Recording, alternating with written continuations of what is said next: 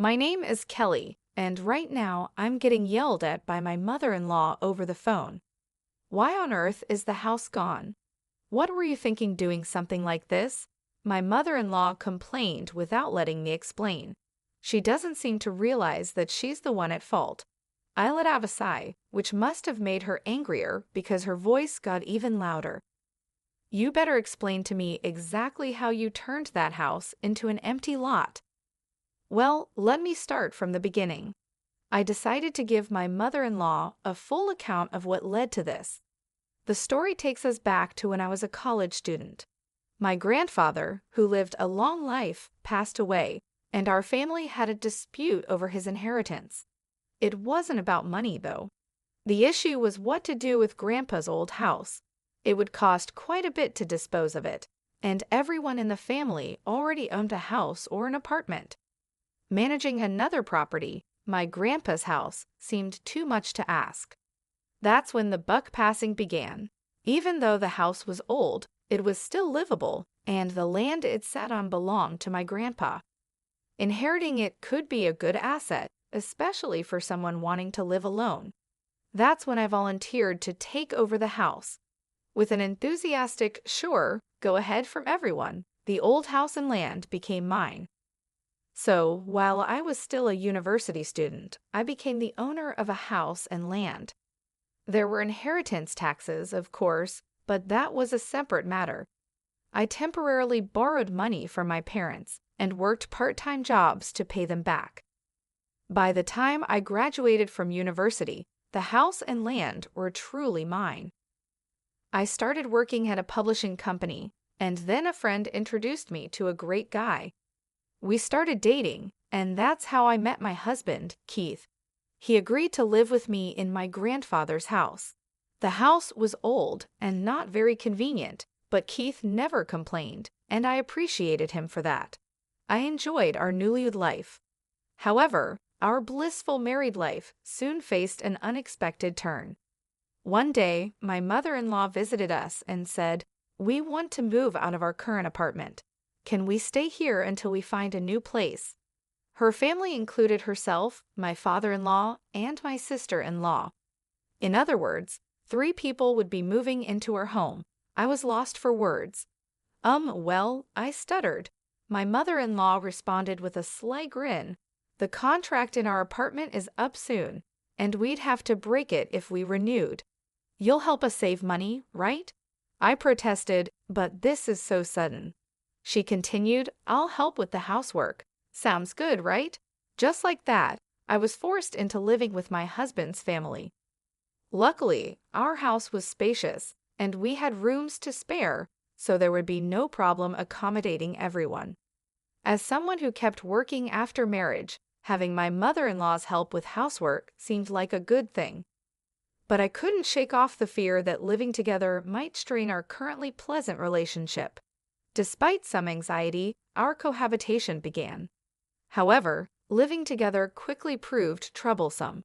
My mother-in-law and sister-in-law were always goofing around and never helped around the house. Even worse, my father-in-law would come home late at night and demand that I prepare meals. At first, I put up with it, but my patience soon wore thin. "Please help me with the housework, mother-in-law. That's what you promised me first," I pleaded. "Did I?" She feigned innocence. Then my sister-in-law chimed in, "How dare you talk back to your husband's parents? You're so insolent for a daughter-in-law." "But this is my house," I argued. "So what if it's your house? You are our daughter-in-law, aren't you?" "Well, yes, but—" "Whatever is our daughter-in-law's is ours, right?" I was too shocked to reply. In the end, my mother-in-law and sister-in-law continued their ways. They partied all the time and never helped around the house. I tried talking to my father-in-law about it, but he said, "You are our daughter-in-law. You should respect us. Nothing good comes from a daughter-in-law defying her in-laws. It'll end in divorce, and you'll be thrown out." My father-in-law seemed to be under some misunderstanding. If I were a stay-at-home wife without a job, I might worry about life after divorce. But I have a job and own assets like a house and land. Being told to divorce doesn't bother me at all. Besides, whether to divorce or not is something my husband and I should decide, not my in-laws. I was annoyed, but there was no point in arguing. I realized they wouldn't listen anyway. I'll have them leave, I muttered to myself. But it wasn't that easy. When I brought up the subject of moving, both my father-in-law and mother-in-law would change the topic. They'd find reasons to keep delaying leaving. Thinking it was strange, I consulted my husband. Do you really think they intend to move out? Now that you mention it, they do seem to be dragging their feet. I don't like the thought of them staying here indefinitely. They might have a reason. We should look into this. Yeah, let's ask our private detective friend. So we decided to get some help. We wanted my mother-in-law and sister-in-law out, even if we had to pay for their move. That was my first wish. About a month later, one day when I was about to scold my mother-in-law for still not doing anything, she came out with this first. Kelly, I want to apologize to you for always causing you trouble. Apologize. Why don't we take a family trip together? That was her proposal. After moving in, my mother-in-law and sister-in-law had done nothing and left everything to me. Now they seemed to regret their behavior and thought they should apologize. It seemed they discussed and concluded that a bonding trip would be the best way to make up for it. Needless to say, I thought if they felt that way, they should leave. But it was hard to complain to someone who was being humble. I decided to take a calm approach. Maybe we both have misunderstandings. It might be nice to go on a trip. Do you agree? My mother-in-law was so happy. Then my sister-in-law added excitedly, we were thinking of an overseas trip. Where would you like to go? Anywhere is fine, I replied. We'll decide then, she said. Suddenly, my sister-in-law interrupted herself and turned to me with an apologetic look. See, we don't have any money right now. Huh? You don't have money. They had no money but proposed a trip. Really? They were exasperating. Saying they had no money could only mean one thing. As I was thinking this, my sister-in-law said, could you lend us some money? Just as I was about to refuse, my mother-in-law said something unexpected. Your dad is retiring soon, so he will get a retirement bonus. We can pay with that. You just have to front the money for now. By dad, she meant my father-in-law. Given his age, his retirement was indeed due. Moreover, the retirement bonus wasn't just a guess. It was a guaranteed sum of money that would surely come. Although I was slightly suspicious, I thought the money would definitely come in. The matter we were discussing on our side needed a bit more time, so it might be better to accept my mother-in-law's invitation and avoid causing tension between us. So I accepted the idea of the trip. After that, I was informed by my mother-in-law and sister-in-law that they had decided on London as our destination. The flight departs at noon from Lax International Airport. Understood, I said. It seems like the trip is going to cost quite a bit. But as we said before, can you front the money for us? They asked. Yes, I'll cover it, I agreed. Even though it was just lending the money, it was not a small sum. But at this point, I couldn't say no. Moreover, it seemed like they had already made the reservation, so I might as well enjoy it. I gave the requested amount to my mother-in-law. On the day of the trip, the meeting time was 5 hours before our flight. My husband Keith, who had been working the previous day, was staying at a hotel near the airport. Therefore, he was not with me on the bus heading to the airport. I decided to try calling Keith. At that moment, a call came from Keith's phone before I could call him. Hello, Keith, are you awake? I said, thinking it was my husband, but it was my mother-in-law's voice. I heard over the phone, Kelly, where are you now? Mother-in-law, I'm on the bus heading to the airport. That's unfortunate. We're about to get on the plane now. What? I was confused. Then my mother-in-law, with a sarcastic voice, dropped this bombshell. Actually, we're leaving at 9. Sorry. You lied to me. It's a family trip, so we're going to enjoy it just as a family. What about my ticket? Canceling right on the day of departure is fine. You were never included. My mother-in-law laughed loudly. Apparently, this was all part of her plan. As I clutched my phone in frustration, my sister-in-law's voice came on. Are you upset? You're upset, aren't you? Do you enjoy this kind of thing? It's fun, by now. At that moment, the line went dead with a strange noise, and the call was cut off. I immediately called back my husband. I could hear the ringing, but it wouldn't connect. Ultimately, I arrived at the airport just before the flight's departure time. When I asked the airport staff, they said the plane had already entered the runway. There was nothing I could do but watch the plane take off. It would take a little over 12 hours for the plane. I waved goodbye to arrive at its destination, and my mother-in-law and her group would be back in about 15 days. I had plenty of time. Play games with me, and I'll show you who's the better player. I went straight home. I immediately contacted a demolition company and asked them to tear down my house. I also contacted a moving company to haul out all the belongings in the house. But it wasn't just my stuff in the house. There were things belonging to my mother-in-law, father-in-law, and sister-in-law. Because this was so sudden, I didn't have a new home ready. After some consideration, I decided to use one of the warehouses that was part of my grandfather's inheritance. This warehouse was something my grandfather had used for his business, and nobody was using it now. However, there was a large parking lot in front of the warehouse, which was currently being used by the people in the neighborhood. I had everything moved to that warehouse. After that, I notified my parents that I was going to rebuild the house. My parents asked why, but I told them I'd explain the details later and hung up the phone. I finally had a chance to take a breather when it was late at night. I had just fallen asleep when I noticed my phone ringing. It was an unknown number, and it was early morning, still dim outside. I hesitated but decided to answer the phone. Hello, is this Kelly? The person on the phone was my husband, Keith. What do you want now? Sorry, has your fever gone down now? What? What are you talking about? I heard you had a high fever, Keith said. As I listened to his story, I realized my mother-in-law's careful maneuvers. Apparently, Keith had been told the correct meeting time. Because the meeting time was early in the morning, he had purposely stayed at a hotel near the airport. When he arrived at the meeting time, he quickly noticed I wasn't there. When he asked my mother-in-law about it, she told him I had gone to the hospital with a high fever. Keith was worried about me, but thought he couldn't call the hospital. My mother-in-law pretended to be passing on a message from me, telling Keith to enjoy the trip.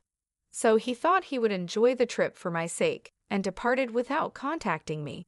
But my mother-in-law knew Keith would call me eventually. She called me on Keith's phone just before departure. After they had riled me up, my sister-in-law pretended to accidentally break Keith's phone. Keith believed her and forgave her on the spot. But during the flight, he realized something was strange and called me as soon as he arrived at the hotel. You've got to be kidding me. Even my sister was in on it? What the hell are they doing? Keith, are you mad at what they did? Of course, I was looking forward to going on the trip with you, Kelly. It seemed Keith had nothing to do with it. If that was the case, I decided to get my husband's cooperation. I discussed the ongoing plan with Keith. So that's how things are moving, I said. I see. That sounds interesting, he responded. I've prepped everything. Keith, you just need to act like you're enjoying the trip. Understood. I have one favor to ask, though. Could you bring back some souvenirs for me and also some for my colleagues? This was my only concern. Whenever one goes on a trip, it's customary to bring back souvenirs for colleagues at my workplace.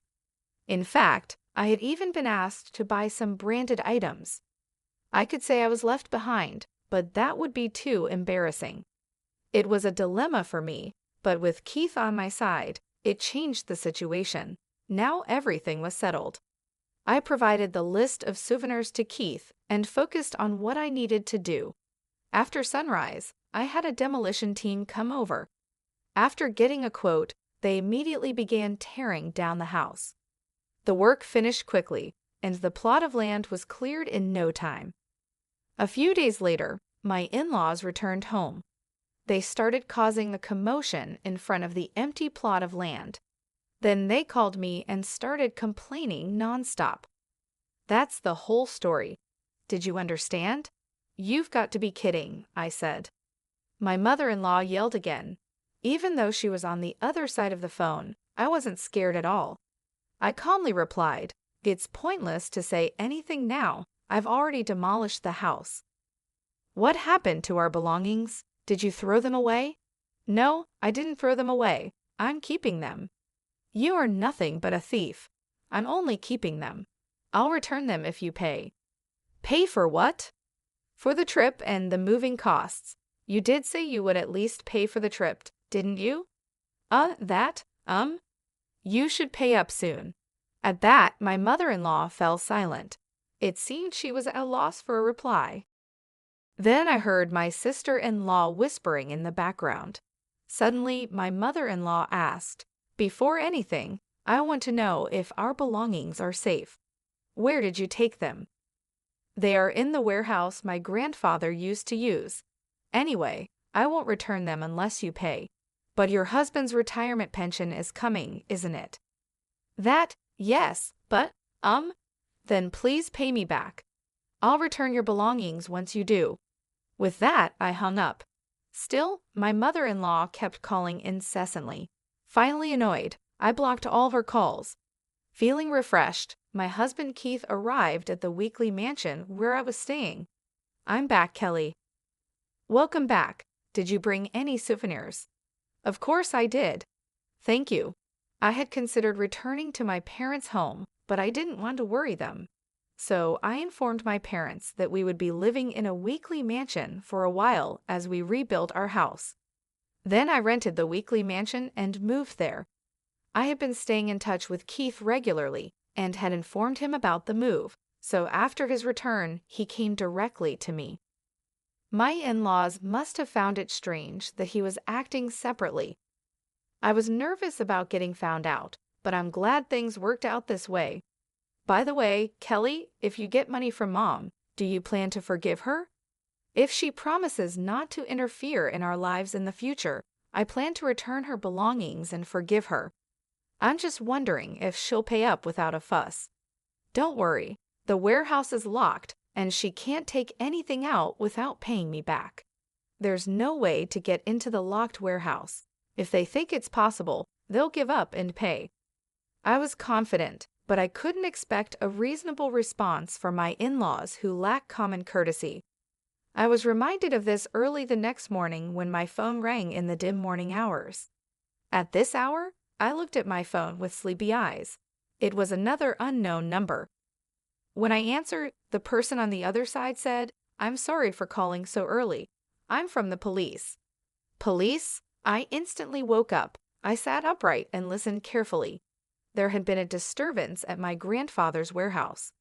It seems a local resident who uses the warehouse parking lot reported it. When we arrived, we found an intruder causing a ruckus in the warehouse and apprehended them. "I see, so you've caught the culprit."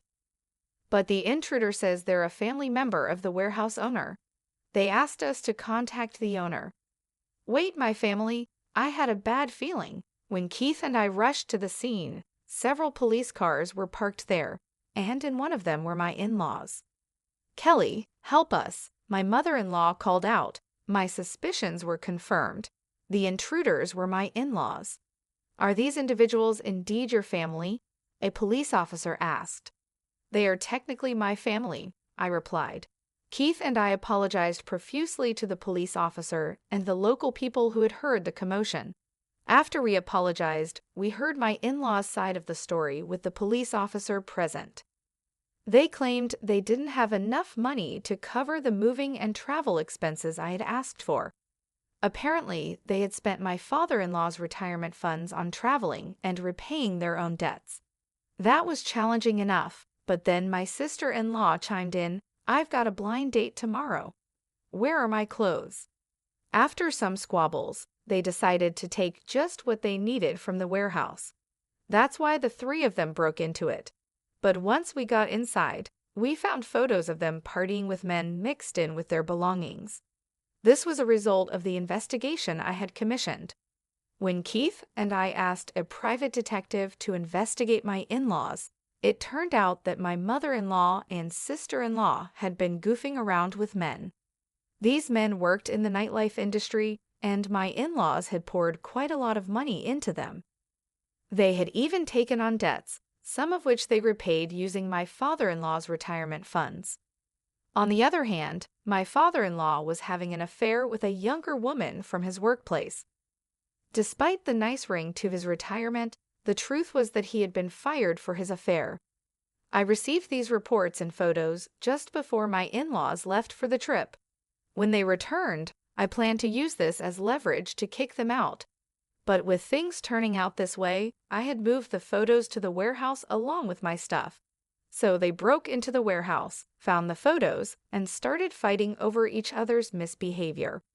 "Seems like they brought this on themselves," I murmured. My mother-in-law shouted at me angrily, "What were you planning by taking these photos?" "Like I care," I retorted. My father-in-law yelled, "What have you done? This could ruin our family." "Well, that's your fault, isn't it?" "What? How dare you, as a daughter-in-law? Enough. If you have complaints, I'll sue you for trespassing." They'd all be arrested if it came to that. Realizing this, the three of them promptly quieted down. However, it was clear that none of them had the means to pay me back, so I proposed another option to them. "Would you rather work at a cannery to pay me back or get arrested for trespassing?" Predictably, they chose the former. I managed to get them jobs at a friend's cannery. They're working there every day now, earning the money they owe me. Meanwhile, I rebuilt a house on the land where my grandfather's house once stood. It's a brand new house that still retains traces of my grandfather's house. Keith and I are starting our married life anew in this